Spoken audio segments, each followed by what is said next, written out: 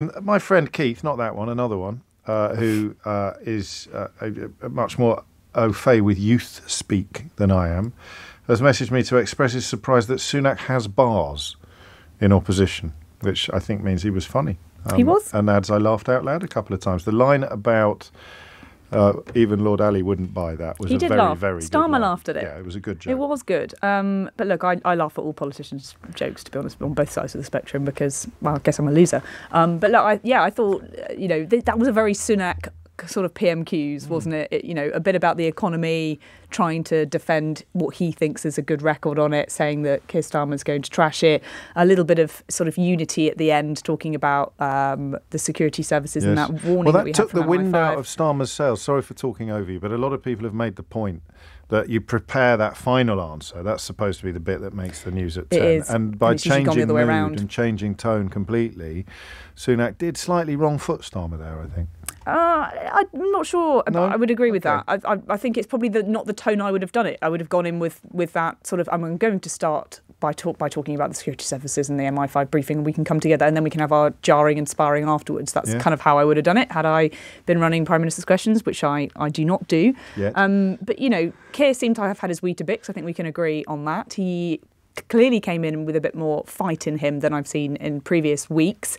And he kind of has to, because, like I say, I think he has been on the back foot in the last couple of weeks. I think he has suffered from a little bit of a lack of direction, headlines, whether you agree with them or not, and the direction of travel hasn't been fantastic. And I think he's clearly coming out fighting today. And obviously, as we go towards this 100 days mark, which we're all going to be looking to at the end of the week, where we naturally will look back on Keir Starmer's first 100 days and what it has meant, whether people are happy with it, whether his MPs are happy, what the public think about that. I think, he's obviously trying to talk about some of the good things that this government have actually done in the past 100 days since he's been in. And I think he needs to be ramming that message down our throats a little bit stronger, a little bit more forcefully. We heard him tick off a few of the buzzwords today: 22 billion black hole, fixing the foundations, some of the things that he said in the campaign that I feel have been missing from government. Yes. He's started to talk about them a little bit more today. I wish he'd been doing that for the past sort of 100 days, to be honest with you. You just made me realise something. The fact that there haven't been any PMQs means that we haven't actually heard as much from him as certainly anoraks like you and I would have done in normal times. So, in fact, he probably would have been hitting the marks that you described earlier if he'd been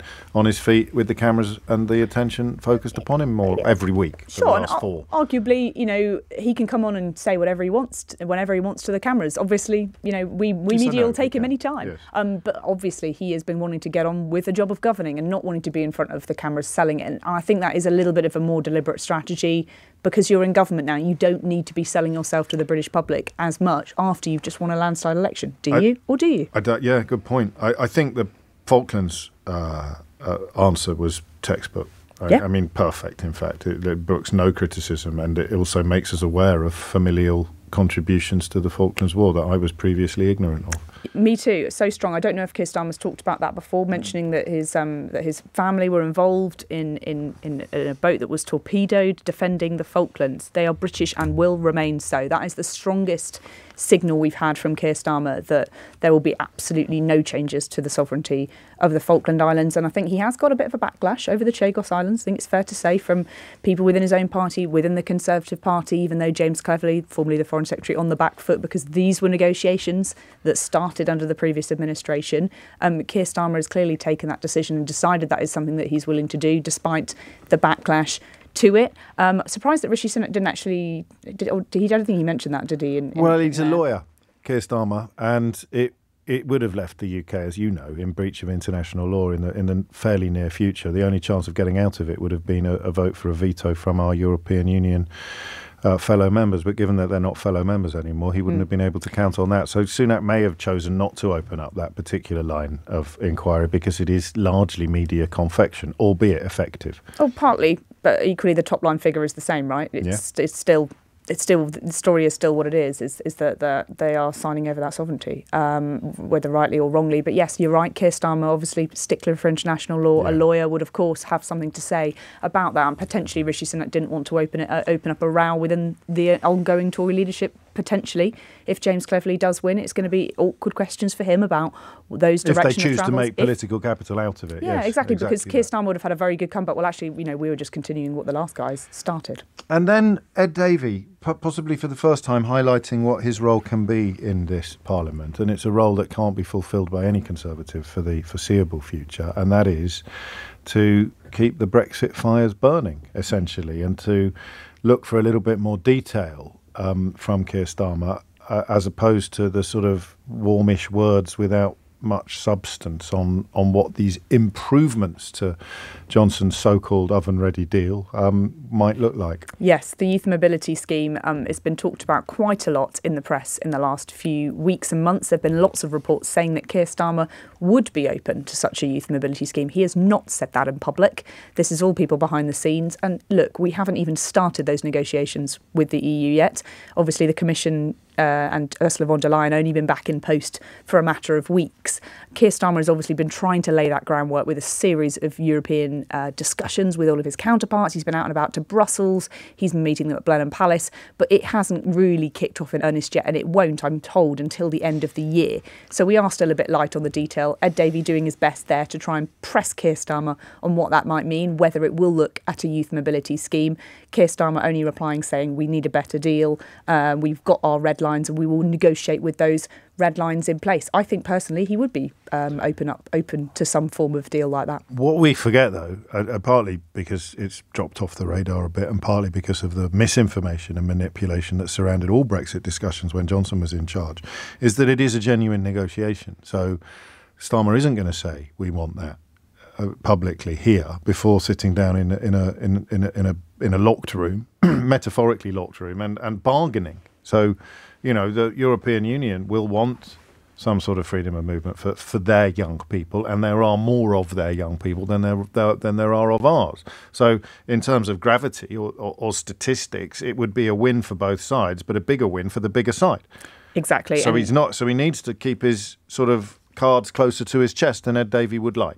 Yes, and, than we all would like. We'd all like to be discussing the ins and outs of those deals. But, we did see it splayed out for 3 years during the Brexit negotiations over all of our media. So is that a good thing for a negotiation tactic? Potentially not. But yes, I think, like I say, I think Keir Starmer and his government would be warm to some sort of agreement on that, not least because it would keep a certain side of his party, who might be a thorn in his side on other issues, a little bit happier. Equally, does he want to reopen Brexit wounds and Brexit wars again? He's got to be very, very careful not to be seen to be reopening too many of those lines, I think, because it could be a dangerous Pandora's box that could easily get sort of lost with him. There's no gain in it at the moment, not with the size of this majority and the length of this Parliament. To relitigate Brexit more explicitly at the moment would be putting one a hiding to nothing, really. No, but who on the backbenches is really calling out for Keir Starmer to be reopening that Brexit negotiation. There are some MPs privately who would like to see him do so, but they won't call out for so publicly. And if you look at the direction of travel for Keir Starmer's government, the fact that he went to Italy to meet with Giorgia Meloni to talk about migration shows more about the direction of European travel and the people that he's trying to keep on side, the messaging that he's trying to keep on side. Much to the annoyance of many traditional Labour supporters. And you had a couple of MPs come out to say that it's just a fascist party. It's a party that has its roots in fascism. But the fact that Keir Starmer made a big deal about that visit shows everything you need to know about what kind of people that Keir Starmer is trying to keep on side, rather than those potential left-wing MPs in his own party. He's not interested in entertaining that at the moment. We've seen that with winter fuel. We've seen that with the two-child benefit limit. But, this Parliament's going to be a long one. He's got 5 years and they could prove some real trouble on the backbenches. I think he might need to keep Brexit talks as a bit of a back card in the back pocket, just in case he needs it later on. Who might be the focal points of potential trouble on the backbenches? Maybe names that we haven't heard before. In terms of Brexit? No, in terms of anything, really. Look, I think there's so many different groups of MPs now, because of the majority being so large, that any one of those groups, if they decided to club together to hurt the Prime Minister, to vote against him in a specific way, he will have to be very, very alive to that. And not, like I say, not because there's any chance that he might lose a huge vote in the House of Commons. But like I say, more because of what will be damaging headlines about another potential rebellion on his cards. And, rightly or wrongly, whether you think that that's a big deal or not, we will talk about it if it does happen. And he will probably have a suboptimal by-election at some point in the next couple of years. Sure, it will happen. Depending on where the political pendulum is at that point. It kind of goes with the territory of a long tenure. It does. And we haven't talked about Rosie Duffield and whether something like that and that resignation will hurt Keir Starmer or not. I don't. Arguably not, because who's going to get worked up about that? It is. Someone who was apparently perfectly comfortable with Jeremy Corbyn's leadership for goodness knows how many years gets elected on the back of Keir Starmer's leadership and then walks the plank a few weeks later. It's very weird and very suspicious. The timing of this. I'm surprised if she was going to do it, she should have done it before the party conference. That would have been slightly more embarrassing. And she won't be calling. She won't be calling a by-election. She will remain in Parliament, as many politicians have done in the past, including, I forget what they were called when Chuka Umunna and others set up their own party, didn't they? Change UK. Whatever happened to those guys? You can't demand a by-election from the politicians you approve of while staying quiet about the absence of by-elections from the politicians that you don't approve of, or indeed vice versa. Couple of texts. Starmer sounded much better, says Beatrice. Glad to hear that he's listened to some of the constructive criticism on comms and was championing Labour's early wins, painting a more hopeful picture about future opportunities for Britain under Labour, including investment, workers' rights and NHS funding for research. I do sometimes wonder whether my inbox gets invaded by people texting directly from either central offices, either Labour HQ or Conservative HQ. That sounds very... Simon from very Woking is a regular correspondent. Good afternoon, James. For me, that was a clear win for Keir Starmer. He rode above the side swipes, some of them extremely childish. He even rode above the attempt by Sunak at the end to slow the pace. Tom says, who'd have thought that Rishi Sunak would be a better comedian than he was a Prime Minister? And John says, I think Starmer made a bad tactical mistake by steering Sunak's final question away from the national security threat to what was probably his prepared response on economic issues. It sounded cheap and dismissive. Javier, by contrast, who describes himself as texting from the bath, which is, I believe the kids say, TMI, the clunkiest of gear changes there from Sunak for his final question. No surprise, I guess, given that he has tried to put Full Star into an electric car. Yeah, it didn't work, that one, I don't think. You don't, do you? I got 3 or 4 people who think it did. But Starmer didn't really have a response for that, which he should have potentially done. It was a pretty major intervention from the MI5 chief yesterday, and I don't think Keir was ready to talk about that one. He probably didn't really have that one in the back pocket. Yeah, in the locker. Natasha Clock, until next week. And then there's no hiatus because the conferences are over now. So we go Sunak, who? I believe so. There will obviously be at some point... Sunak, who? Oh, sorry, as in who's it going to be? Yeah, but there's 2 left. Sunak, someone. Yeah, I'll double check that and get back to you. Well, but when you can't double check who it's going to be. Well, double check when the recess dates are to check whether there's not any more hiatuses before we go into the budget, which I believe there's not.